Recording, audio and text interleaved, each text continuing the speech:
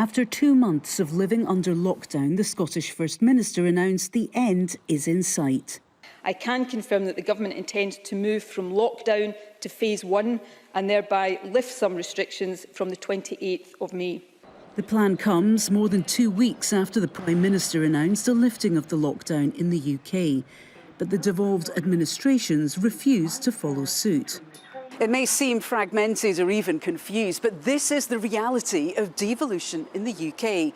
The UK government just does not control health policy or education policy in Wales, Northern Ireland, or here in Scotland. What the pandemic has done is laid bare the way different administrations react in very different ways. The more cautious Scottish approach has been broadly welcomed by residents and contrasts sharply with the speed people in England were urged back to work.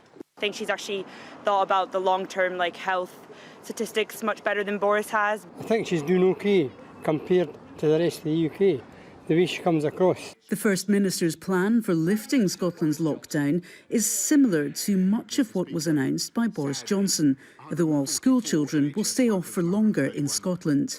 The main difference appears to be the way she has communicated with the public. She has been admirably clear and forthright and candid through a lot of this emergency. And, even some of the people who vote Conservative or Labour in Scotland are prepared to concede that.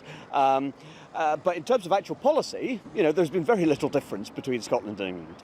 Politics, as usual, has been suspended temporarily at the seat of power. But this unity is unlikely to hold.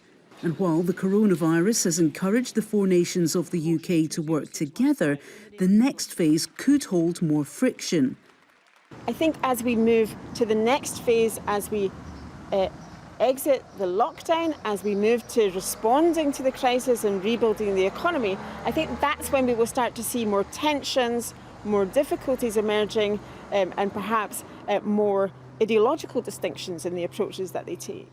Despite voting no in 2014, Scotland is currently split 50-50 on independence and remains deeply divided. Scotland is set to head to the polls next year in an election that could prove consequential for the future of the UK. Halla, Mohieddeen, Al Jazeera, Edinburgh.